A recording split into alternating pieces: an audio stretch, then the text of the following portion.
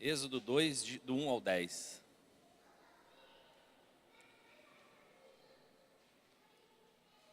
É o meio da atualizada. Diz assim, deixa o Jean colocar ali. 2, de 1 a 10. Êxodo 2, de 1 a 10. Enquanto ele abre ali, cumprimento também você que nos acompanha pela internet, pela Rádio Melodia. Sejam bem-vindos.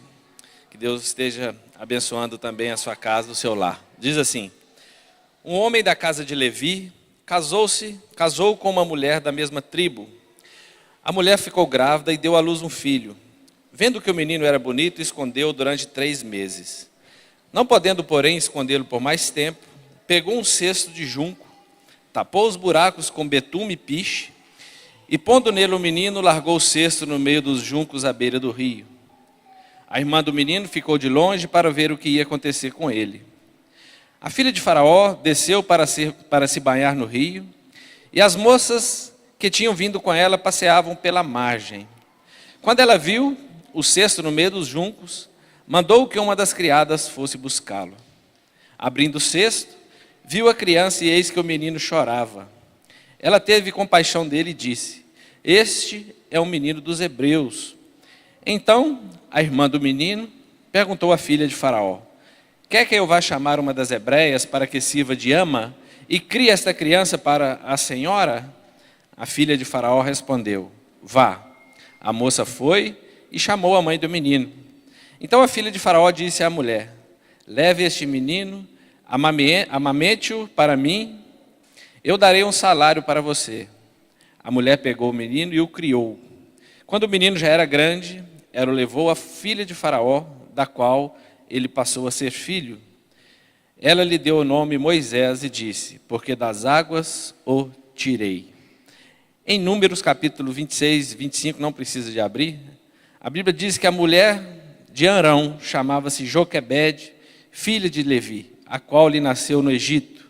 De Arão, ela teve Arão, Moisés e Miriam, irmã dele. Esse texto, em Números, diz o nome dessa mulher e desse homem, né, deste casal que nós vamos trabalhar um pouco hoje, amém?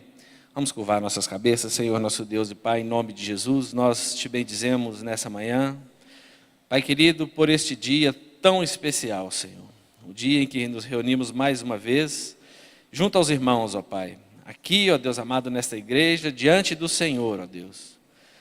E Pai querido, estaremos meditando sobre a história desta mãe tão preciosa, meu Pai. Em nome de Jesus, fale conosco. Pai querido, abra mesmo o nosso entendimento, Senhor.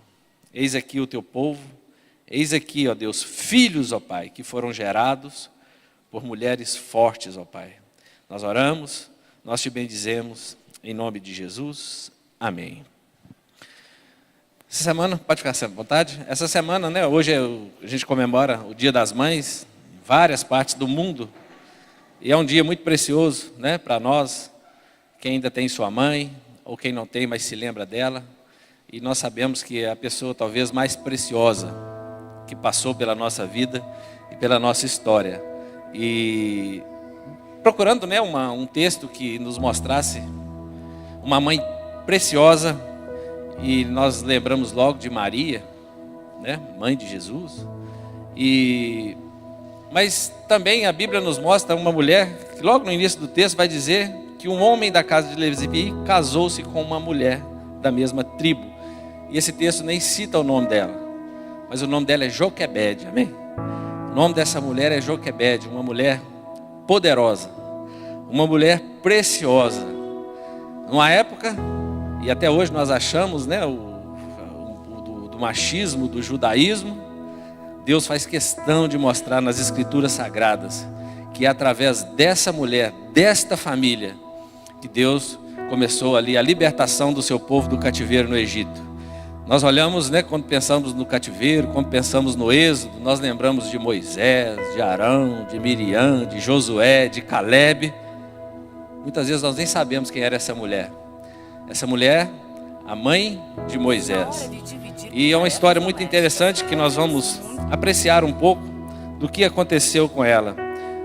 Antes desse texto, né, antes de chegarmos nesse texto, no capítulo 1, nós vamos ver que esse povo estava no Egito há praticamente quase 400 anos.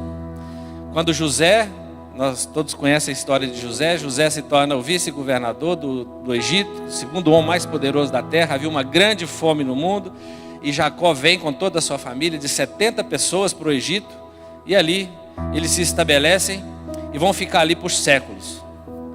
E viveram muitos anos ali, provavelmente bem, né? Todos aqueles reis que se lembravam de José, quem foi José, cuidava bem daquele povo, respeitava aquele povo. Mas num certo tempo, né, ali uma guerra, um outro faraó agora depõe aquela família que conheceu a José, todo aquele povo morreu, e esse novo rei agora, esse faraó, assume o trono, e ele começa a olhar para aquele povo. O povo havia crescido, Mateus. Chegaram 70, agora já eram milhões de pessoas, quase 2 milhões de pessoas agora. E ele olha e vai dizer que aquele povo era muito forte, muito poderoso. E ele ficou com medo do povo. O povo estava lá em Gósen, o povo estava lá na terra que, né, Deus, através de José, havia providenciado para ele, prosperando. O povo de Deus prospera, querido. Eles estavam prosperando, eles estavam tendo muitos filhos, eles se tornaram fortes. E esse homem fica com medo, ele diz assim: mas e se alguém nos atacar e se unir com eles? Eles vão nos derrotar, eles são mais fortes do que nós. Eu achei isso maravilhoso. O faraó falando assim: aquele povo é mais forte do que nós. E ele vai botar um grande jugo sobre ele, né? Ele vai tratá-los agora com muita rispidez, vai escravizá-los. Nós sabemos que ele vai colocar serviços pesados sobre eles, tão pesados. Tem um historiador, Flávio Joséfo, ele escreve, e ele diz que talvez até algumas pirâmides do Egito esse povo ajudou a fazer alguma coisa lá, retocar, construir alguma coisa. Eles tiveram que carregar pedras gigantescas, construir diques ali no Rio Nilo, construir cidades. Eles foram colocados debaixo de um trabalho muito pesado. Você vai pensar assim: mas esse tipo de trabalho eu também faço. Talvez tenha algum pedreiro, algum servente de pedreiro aqui. Só, querido, que lá era debaixo da chibata. Lá eles apanhavam, né? Lá eles sofriam. Eles não podiam ter nada em troca, só recebiam ali o suficiente para sobreviver. Eles eram escravizados. Mas não adianta mexer com o povo de Deus, querido. O povo de Deus é abençoado pelo Senhor, amém? Nós somos abençoados por Deus. A gente vai olhando assim e o faraó começa a olhar e o povo só continuava a ficar mais forte ainda. O povo ficava mais poderoso ainda. Aí ele falou: precisamos de uma estratégia para enfraquecer esse povo. E ele teve a ideia e chamou ali umas parteiras e falou: a partir de hoje, todos os meninos hebreus que nascerem, vocês matam. Homens, as meninas podem deixar viver, mas os meninos homens que nascerem, vocês vão matá-los no parto. E chamou ali, né, algumas parteiras. A Bíblia cita duas delas, Sifrá e Puá. A Bíblia dá o nome dessas duas. É interessante que de alguma forma extraordinária essas mulheres não obedeceram ou não cumpriram exatamente aquilo que Faraó pediu. Parece que elas se atrasavam ao chegar, quando essas mulheres estavam para ter o parto, e quando elas chegavam, os meninos já tinham nascido. De uma forma extraordinária, o povo continuou crescendo. E o Faraó vai chamá-las e vai entender que aquilo não funcionou. E agora ele convoca todo o povo do Egito. Quem ouvisse agora, quem visse uma mulher grávida ou a mulher dando à luz, eles deveriam pegar aqueles meninos e jogar no Rio Nilo. O Rio Nilo era lotado de crocodilos. E é interessante que, só fazendo um parêntese aqui, essas duas mulheres, essas duas parteiras, essas mulheres, a Bíblia diz que Deus se agradou delas, do que elas fizeram. E a Bíblia vai dizer que Deus as recompensou. É muito interessante. Deus deu recompensa para essas mulheres. Queridos, nós não temos que obedecer qualquer coisa que as pessoas nos impõem, né? Nós cremos na palavra de Deus. Tudo aquilo que vai contra a palavra de Deus, tudo aquilo que as pessoas querem nos impor, nós não devemos obedecer. E a Bíblia diz que Deus as recompensou, sabe com o quê? Com famílias.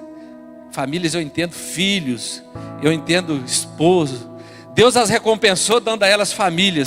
Numa época que ter filho era uma época difícil, era um tempo difícil, mas Deus a abençoou com família, porque Deus reconhece que a bênção do Senhor habita no meio das nossas casas, no meio das nossas famílias, amém?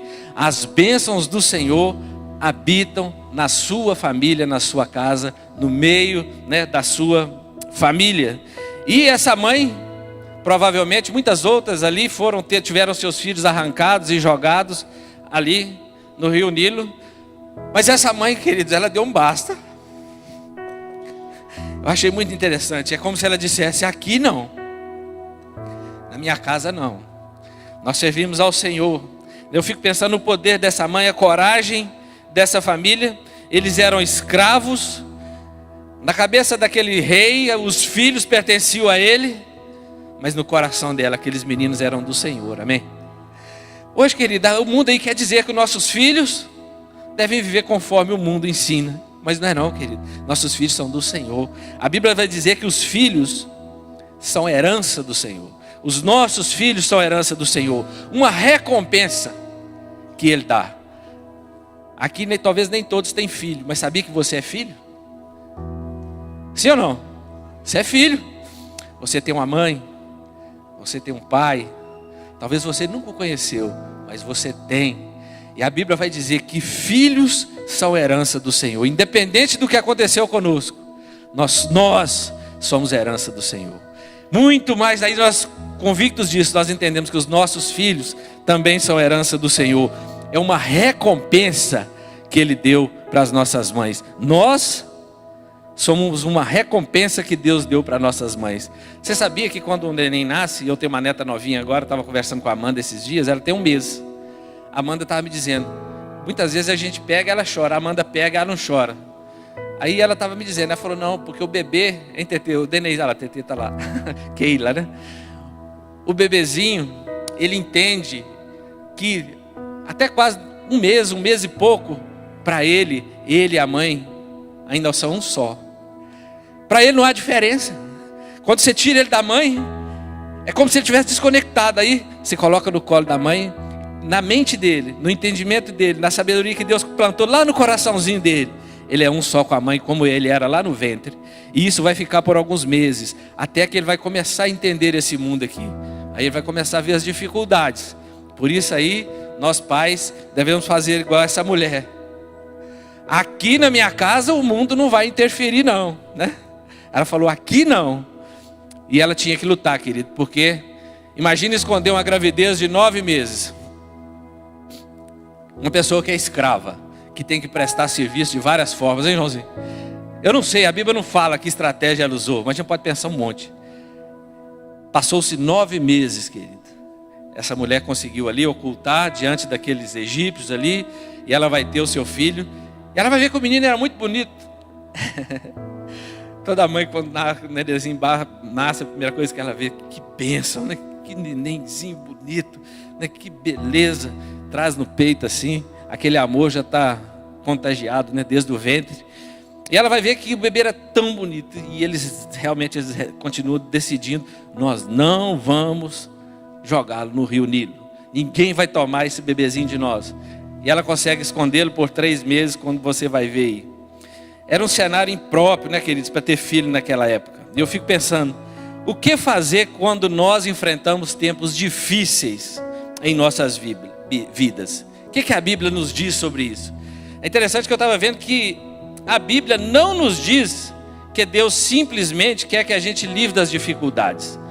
A Bíblia não quer dizer simplesmente que o Senhor vai nos livrar assim das dificuldades tão rapidamente, mas que a nossa relação com Ele, essa sim, pode nos ajudar a lidar com essas consequências de maneira diferenciada. Aqui nós vemos uma mulher lidando de uma maneira diferenciada, vivendo a mesma situação de todo um povo. Deus não quer muitas vezes apenas nos livrar da tribulação, mas nos livrar dos nossos medos dentro da tribulação. Deus muitas vezes, querido, Ele quer tirar o medo que está no meu e no seu coração, amém? Talvez quem tem filho pequeno aí, a gente fica só pensando no futuro, né? E a gente que já tem uns filhos maiores agora, a gente lembra desse tempo, e é verdade. A gente fica só imaginando, né? E a gente olha para esse mundo aí fora, tão difícil, aí muitos vão dizer assim hoje, não é época para ter filho. Não é uma boa época para ter filho, a pandemia aí, né? A pessoa, se essa mulher pensasse isso, querido, Ela gerou Moisés, meus queridos, num tempo de dificuldade. Os filhos são herança do Senhor, amém? O fruto do ventre, o seu galardão. Quando você gera um filho, querido, independente de que época seja, é uma bênção de Deus dentro da sua casa e na sua família. Romanos 5, gosto muito desse texto, de 1 a 5 vai dizer assim: justificado mediante a fé, temos paz com Deus por meio de Jesus Cristo. Então nós estamos justificados e temos paz com Deus através de Jesus, pelo qual obtivemos também acesso pela fé a esta graça na qual estamos firmes e nos gloriamos na esperança da glória de Deus. E não somente isso, mas também nos gloriamos nas tribulações. Nós nos gloriamos nos momentos difíceis, sabendo que a tribulação produz perseverança. Quer ser perseverante, querido? Muitas vezes o Senhor vai deixar a gente passar por alguns momentos, e o texto vai dizer: e a perseverança produz a experiência produz a esperança. Ora, a esperança não nos deixa decepcionados, porque o amor de Deus é derramado em nosso coração pelo Espírito Santo que nos foi dado. Querido, nesse meio de tanta dificuldade, o amor de Deus estava no coração daquela mãezona, amém? Joquebede, o amor de Deus estava no coração dela. Ela sabia que toda aquela dificuldade precisava de muita perseverança. Ela precisava ali e teria grandes experiências como teve. Mas ela tinha uma grande esperança. E é isso que nós vamos ver daqui a pouco. A tribulação, querido, não pode parar uma família, não pode parar o povo de Deus, não pode oprimir o povo de Deus. A tribulação não pode nos fazer querer copiar o que o mundo nos ensina. Agora na época de ter filho, acho que hoje em dia ter filho é bobagem. Querido, os filhos são herança do Senhor, o fruto do ventre, o seu galardão. É um prêmio, né? É uma bênção que Deus dá para um casal. E muitas vezes nós olhamos, precisamos de fazer muitas coisas antes, né? Precisamos de conquistar muitas coisas, como se coisas fossem mais importantes do que gente. Sabia o que nós temos de mais precioso na minha vida? Eu tenho 3 filhos, meus 3 filhos. Que bênção que eu tive os 3 filhos. Que bênção que não sobrou dinheiro nenhum para investir para mim mesmo, e muitas coisas que a gente queria fazer. Nós investimos tudo neles. Que bênção, porque são as pessoas mais preciosas da nossa vida. Muitas vezes nós queremos só juntar, né? E esquecemos, né, do que é mais precioso, né, que são os filhos. Joquebede então resolve ter o filho na hora mais difícil da vida da sua família. Quem tinha o poder era Faraó, a ordem era para matar, jogar no Nilo. Ele queria, na verdade, que não nascendo os meninos hebreus, devagarzinho ele ia acabando com aquele povo, mas ela disse não, e como as parteiras também, ela não obedece essa ordem civil, porque a ordem civil tem limites, né, e ela não obedece. Portanto, queridos, nós não podemos negociar a nossa fé, negociar os princípios. Somos povo de Deus, nação santa, povo de propriedade exclusiva do Senhor, amém? Sabia que você é povo de propriedade exclusiva dEle? Por isso, quando nós olhamos para a nossa mãe, você tem que entender também, ela também é povo de propriedade exclusiva dEle, e a mãe dela é povo de propriedade exclusiva dEle, porque todos nós nascemos de uma única mulher, né? Eva. Então de lá para cá, todos que nasceram, Deus tinha um propósito. Joquebede quer dizer Javé é glória. O nome dela quer dizer, né, a glória de Deus. O nome dessa mulher.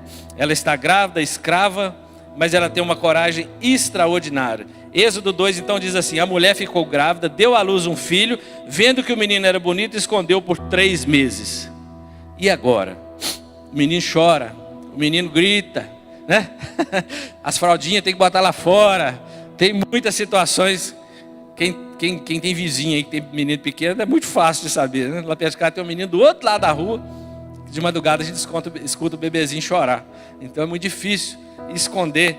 Mas quando nós vamos ver nesse texto, querido, nós vamos ver que a família inteira se envolveu nesse propósito. A família inteira. Arão, o pai, Joquebede, a mãe. Arão tinha 3 anos, era pequenininho.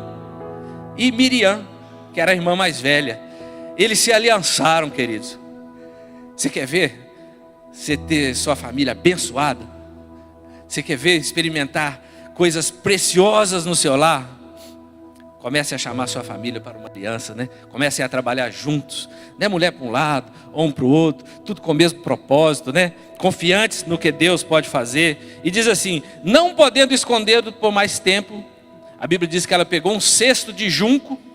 Junco é tipo uma gramínea, dá para fazer cestos. É igual aqui nós temos o bambuzinho para fazer a peneira. Lá era um outro, né? Tipo não sei, tipo uma gramínea assim, enroladinha, ela vai fazer um cesto, né? Pegou um cesto de junco, tapou os buracos com betume e piche. Eles pegaram um cesto agora, calafetaram todinho, vedaram ele todinho, fizeram uma arcazinha para esse menino. Pondo nele o menino, largou o cesto no meio dos juncos à beira do rio. Não dava mais para ter o menino em casa, querido. Agora eles tinham que agir. Só que eles tinham estratégia. Sabia que o povo de Deus precisa ter estratégia? Você tem que ter estratégia para cuidar da sua família, dos seus filhos. Muitas vezes nós só falamos: isso pode, aquilo não pode. Isso deve, aquilo não deve. Mas nós não demonstramos isso, querido. Na unidade, né? Na comunhão que temos em casa. Nós não mostramos isso no relacionamento. Nós somos igual placa. Nós só apontamos para lá, para cá. Isso pode, aquilo não pode. Aí os meninos vão crescendo. Placa tem para todo lado. Mas aqui é interessante que eles juntos, eles preparam esse cesto, vão tapar esse cesto, vão colocar à beira do rio. E é interessante que o texto vai dizer assim: a irmã largou o cesto no meio dos juncos à beira do rio. O cesto era de junco e agora ela larga ele no meio dos juncos. Eu pensei: o que tem a ver isso, né? Bom para camuflar. Aquele rio era cheio de crocodilos, né, Joãozinho? Agora ele coloca ali um negócio parecido com aquelas moitas ali mesmo, aquelas moitinhas ali, né? Eles colocam ali na beira do rio. Provavelmente sabiam que essa princesa passava por ali para se banhar. Se ela se banhava ali, eu fiquei pensando, provavelmente ali também não tinha muito ataque de crocodilo, se ela se banhava por ali. Eles tiveram estratégia, querido. Nós vamos até o fim. Nós vamos criar uma estratégia e confiar em Deus. Nós vamos ver, querido, que tudo que eles fizeram foi pela fé. Na fé que aquele que é o Deus Todo-Poderoso estava olhando por eles, amém? Tudo que nós fazemos na nossa vida, na vida dos nossos filhos, na nossa caminhada é pela fé, querido, né? A fé é a convicção daquilo que nós não vemos, né? É interessante que vai dizer que a filha de Faraó desceu para se banhar no rio. O cestinho estava lá, Moisés estava lá dentro, chorando. Ela vai passar, desce para se banhar e as moças tinham vindo com ela, passeando pela margem. Quando ela viu o cesto no meio dos juncos, mandou que uma das criadas fosse lá buscar. Abrindo o cesto, viu a criança e eis que o menino chorava. Agora ela pega aquele cesto e ela vai ver aquele bebezinho. Ela teve compaixão e disse: este menino é um dos hebreus. Olha a família trabalhando junto. Sabe a Miriam? Alguns dizem que ela aqui é uma figura do Espírito Santo de Deus. As coisas estão acontecendo e o Espírito Santo pronto para agir, né? Moisés aqui é um tipo de Cristo na Bíblia, na história bíblica, como nós vamos ver. E a Miriam, olhando de longe, quando ela vê que a princesa agora recolhe aquele cestinho agora com Moisés, a primeira coisa que ela faz é ir lá, chega lá rapidinho e diz assim: então a irmã do menino perguntou à filha de Faraó: quer que eu vá buscar uma das hebreias? Pensa o coraçãozinho dessa menina aqui. Sua mãe deve estar chorando em casa. A mãe nem estava lá, os pais. Aquilo que eles tinham mais precioso agora estava ali. Só o milagre poderia acontecer. E o milagre começou a acontecer na vida deles, né? Na vida de Moisés. Porque aquele menino, querido, aquele menino, Deus estava cuidando, Deus estava levantando para uma grande obra nessa terra.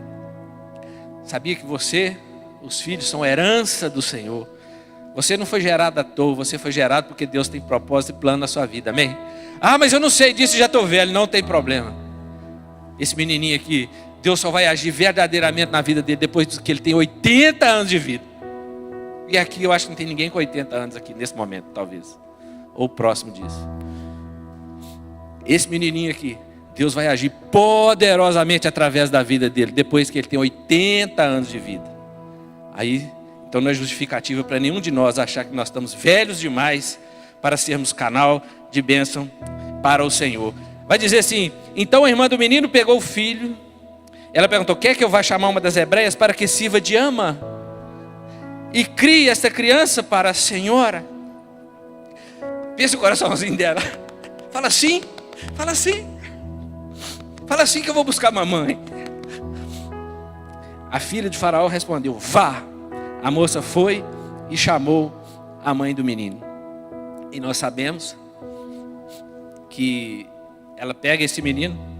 Nós lemos só até o versículo 10. Isso. Vá, foi e chamou a mãe do menino. Nós sabemos que agora ela vai levar essa criança e ela vai pedir que esse menino fique por algum tempo. Mas antes disso, até hoje, todas as vezes que alguém busca consolo ou alguma referência na Bíblia, sabia que nós olhamos para Êxodo? Nós olhamos para aquilo que Deus já fez, né? Nós olhamos para o Mar Vermelho. Nós olhamos para os milagres ali no Egito. Nós vemos Deus poupando os primogênitos. Mas nós não olhamos para Joquebede, para essa mãe, para essa família preciosa. Sabia que a sua família é uma família preciosa? Que Deus tem. A Bíblia já está escrita. Deus não vai escrever mais a Bíblia, mas Deus está escrevendo muitas histórias ainda na vida das pessoas e através da vida das pessoas.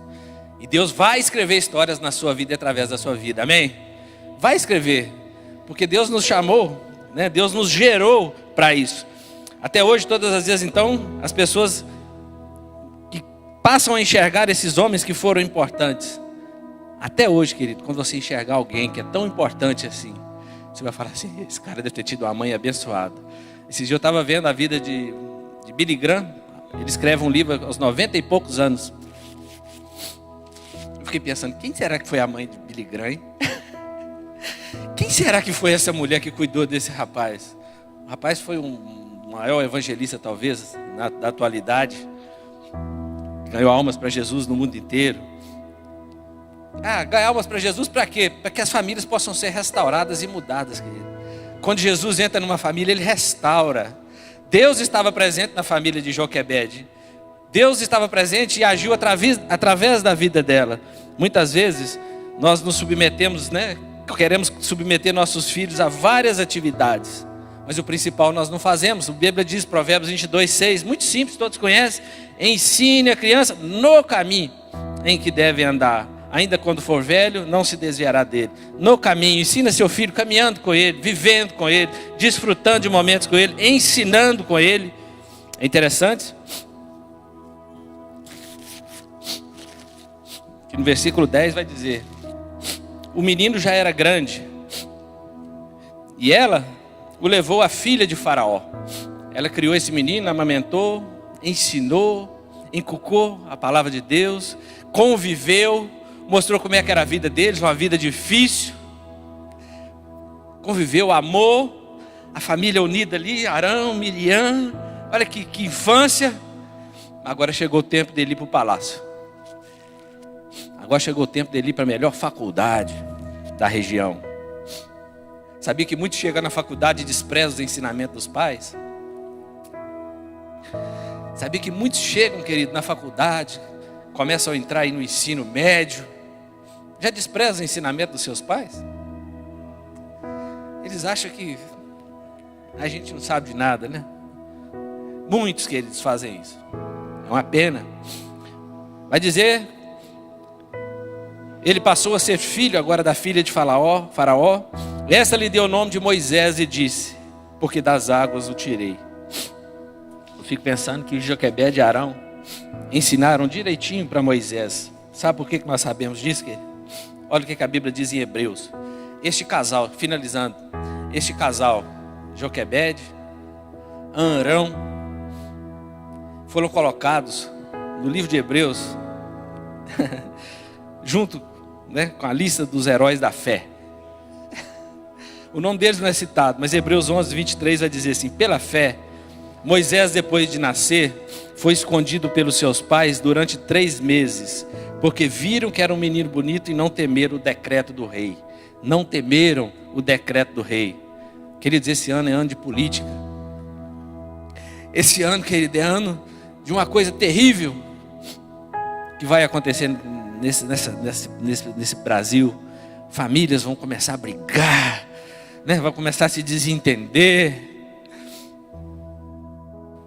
É hora, querido, de invocarmos as bênçãos do Senhor para nossa casa, abrirmos a palavra de Deus, né, tomarmos o nosso partido, mas não, né, sermos inimigos, não, né, brigarmos entre familiares por causa de política. A Bíblia vai dizer assim: pela fé, Moisés, sendo um homem feito, recusou ser chamado de filho da filha de Faraó. Esse homem agora já era um homem feito, querido, poderoso lá no Egito. Flávio José vai dizer que ele provavelmente deve ter sido um general poderoso no Egito. Mas chega um tempo, e Marisa, ele abre mão. Ele fala assim: eu não abro mão da fé da minha mãe Joquebede. Eu não abro mão do Deus da minha mãe, do meu pai. Ele não abriu mão, querido. Nós não podemos abrir mão de Jesus, amém? Não abre não, querido. Não abra mão do Senhor na sua vida. Não abra mão do Espírito Santo na sua vida, querido. Não abra mão, querido. Podia ficar no palácio, gozar lá todos os prazeres lá no palácio. Tudo que ele quisesse ter, ele tinha lá. Preferindo ser maltratado junto com o povo de Deus a usufruir prazeres transitórios do pecado. É como se você dissesse: eu prefiro ser maltratado, eu prefiro não ter nada do que viver essa vida de pecado que vocês vivem aqui. E ele, sabemos, né, que ele vai passar 40 anos no deserto. Quando ele sai de lá, ele já tinha 40 anos. Ele entendeu que ser desprezado por causa de Cristo, olha que coisa impressionante. Moisés, naquele tempo, entendeu que ser desprezado por causa de Cristo era uma riqueza maior do que os tesouros do Egito, porque contemplava a recompensa. Naquele tempo ele olhava, ele sabia que tinha um Redentor, né? Esse texto vai dizer, ele sabia que tinha uma recompensa, e nós sabemos que essa recompensa já veio para nós, amém? Ele é um tipo de Cristo, mas Jesus já veio, Cristo já veio, já pagou alto preço na cruz pela minha e pela sua vida, pela minha e pela sua vida, né? Moisés foi levantado por Deus para libertar o povo do cativeiro. Jesus veio para nos libertar do cativeiro do pecado, amém? Jesus veio para nos libertar, querido, do poder do pecado na nossa vida, da presença do pecado na nossa vida. Mas se nós abrirmos mão de Jesus, nós negociamos, nós deixamos que essas coisas entrem na nossa família. Vai dizer assim: pela fé, Moisés abandonou o Egito, não ficando amedrontado com a ira do rei, pois permaneceu firme com quem vê o que é invisível. Quando eu falo, querido, para nós não negociarmos com o mundo, não é fugir do mundo, não. Nós vivemos aí no mundo, estudamos aí no mundo, trabalhamos. Quando a gente fala no mundo, a gente está falando algo que não de um mundo que não é voltado para os ensinamentos da palavra de Deus, né? Pessoas que pensam diferente. E nós vivemos e convivemos. E outra coisa, nós não temos medo dessas coisas, né? Foi pregado daqui a poucos dias que os reis, os poderosos se levantam contra o Senhor e o Senhor ri deles.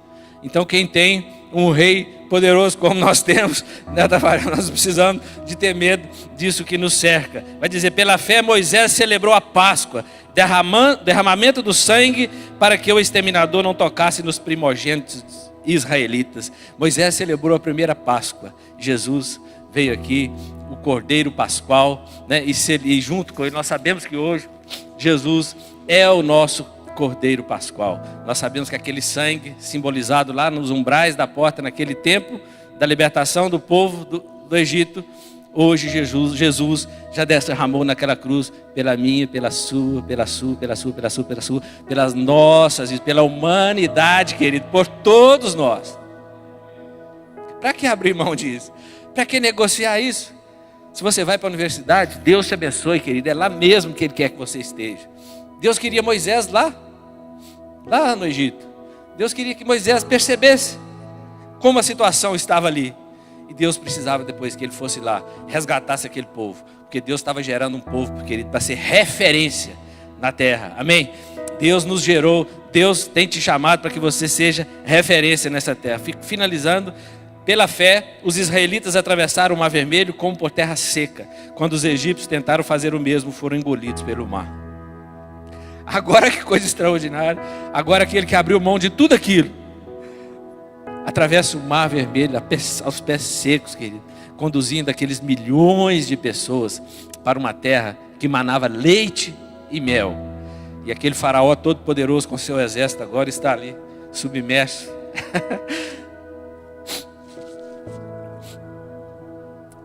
A fé é a certeza das coisas que se esperam e a convicção de fatos que não se veem.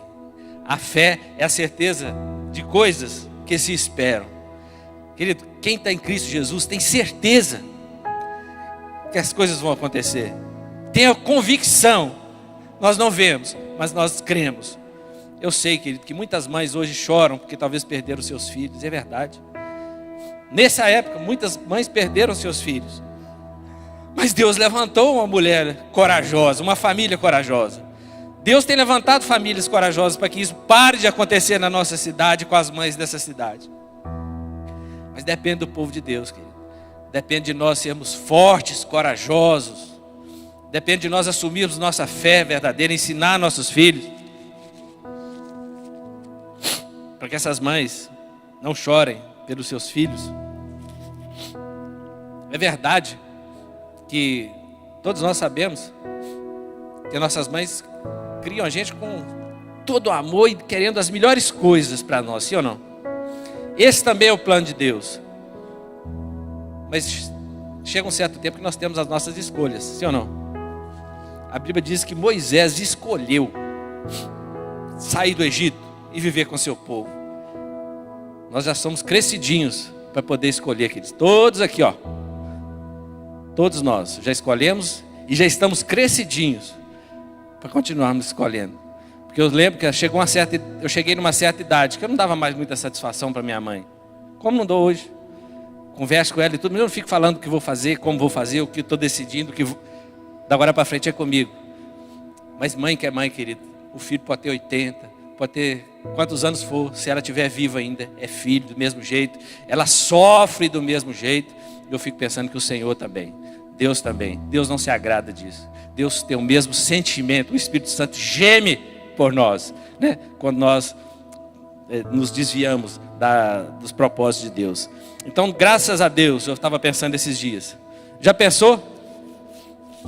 Quem tem aqui de 50, 60 anos, por exemplo, o meu pai nasceu durante a Segunda Guerra Mundial.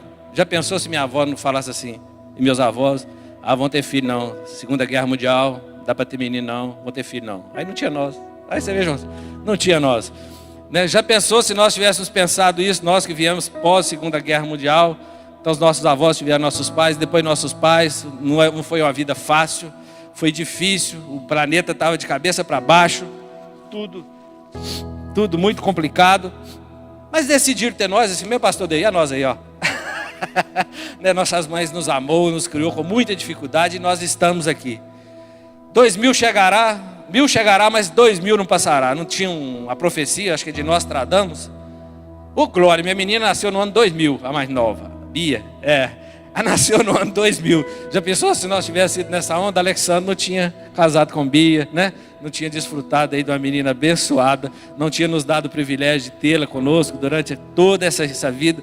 Portanto, querido, o que determina se nós devemos ou não ter filhos é o casal juntos, firmes com o Senhor Jesus, avaliar a sua situação, vamos esperar mais um pouquinho ou não, mas não pelo que o mundo aparenta, não pelo que o mundo vai demonstrar, não porque o medo que o mundo vai impor às nossas famílias, porque se você for nessa onda, você não vai ter filho nunca, você não vai gerar filhos nunca, porque o mundo é um caos mesmo, né? O mundo está aí, sempre esteve aí, acabamos de viver uma pandemia, mas grandes coisas o Senhor tem para as nossas vidas. Então nós nascemos, queridos, para como Joquebede, fazermos a diferença nessa terra. Porque eu percebo que nas pequenas ações, lá na frente, esse é meu pensamento. Por isso nós vivemos no dia a dia, é lá no seu lar mesmo, é lá na sua casa, é lá no dia a dia que vocês vão, né, construindo o caráter, construindo ali, né, as convicções dos seus filhos, para quando eles for embora, você vai ficar em paz. Aí daí para frente a gente só ora, não é assim? A gente já tem os filhos mais criados, casados, daí para frente a gente só fica orando. Você viu que Joquebede aqui, a Bíblia não fala que ela estava orando, não fala que ela estava jejuando, não que ela não estivesse fazendo isso, Mas a Bíblia mostra que ela agiu, querido. Crente não adianta ficar só orando e jejuando e ficar estagnado. Você precisa de agir, precisa de ação, precisa de convicção e ação. E eles agiram, fizeram o máximo deles. E Deus os abençoou. Só finalizando, ela teve um filho que foi o libertador ali, né? Moisés. Pensa bem, quem foi Moisés? Nós sabemos, talvez o homem que teve mais experiência com Deus. Ela teve Arão, sumo sacerdote. O Senhor chamou ele. E ela teve Miriam. Miriam, talvez ali uma profetisa, tocava, né? Aqui foi aquela que proveu ali recursos para que Moisés fosse liberto. Você acha que essa mãe, lá no final, ficou feliz, irmão? Você acha que ela olhou para trás e falou assim, valeu a pena? Oh, como valeu a pena, querido. Eu não sei qual é a situação que os irmãos se encontram, mas eu profetizo na sua vida, em nome de Jesus, você vai dizer assim lá no final, valeu a pena. Valeu a pena. Vai valer a pena meu esforço. Vai valer a pena eu morrer para o meu ego aqui, morrer para os meus prazeres. E começar a investir naquilo que é mais precioso, na minha família, na minha casa. E quem não tem filho ainda, que Deus possa dar a vocês muitos filhos. Que os filhos são a herança do Senhor, fruto do vento, o seu galardão. Ter filho, querido, ter filho é ter a maior bênção nessa terra. Quem tem filho aí sabe. Qualquer um de nós daríamos a nossa vida pelos nossos filhos, muito mais as mães. Eu sei que as mães, uma mãe quando vê um filho passando por uma dificuldade, ela trocaria de lugar com ele, para que ele pudesse estar no conforto que ela está. Muitas vezes não pode. Quantas mães eu vejo que trocariam, se pudesse ficar lá na cadeia, para o filho vir para casa, ela ia ficar no lugar dele. Tamanho é o amor que Deus plantou no coração das mães. Por isso que eu queria trazer essa mensagem hoje. Muitas vezes, querido, nós olhamos para grandes homens, Billy Graham, grandes homens de Deus. Por trás desses homens tinha umas mulheres poderosas. Hoje morreu uma tia minha. Pensa numa baixinha assim. Pensa na pessoa mais... quando eu olho para ela, eu vejo uma das pessoas mais amorosas que eu conheço. Fala baixa, fala mansa. Tinha dia que eu sabia que estava passando por algumas tristezas, algumas dificuldades. Sempre com aquele sorrisozinho. A gente que é um pouquinho mais alto que ela, era baixinha assim. Ela vinha abraçar, a gente entrava debaixo aqui, você abraçava só a cabecinha dela aqui assim. Mas que abraço é aquele, né? Que amor é aquele? Partiu hoje, querido, para a glória. Vai ser sepultada hoje. Assim, um dia triste ao perdê-la, mas feliz por saber que ela foi uma grande mulher, uma pequena, grande mulher, que cumpriu o propósito de mãe dela nessa terra. Amém? Vamos ficar de pé, vamos orar? Nós queremos parabenizar todas as mães, todas vocês, sabemos, né, nós homens, tadinho de nós, para ter a força que vocês têm, a coragem que vocês têm de gerar filhos, né? Por isso que nós nascemos homens, né? Nós não damos conta dessas coisas que as mulheres fazem, né? Nós não temos condição de passar aquilo que vocês passam, né? A gente percebe, quem já tem filho sabe qual que é, né? Como é que é o desarranjo hormonal, né, do organismo de uma mulher quando ela vai ter filho. Mas quando o neném nasce, as dores de parto, né?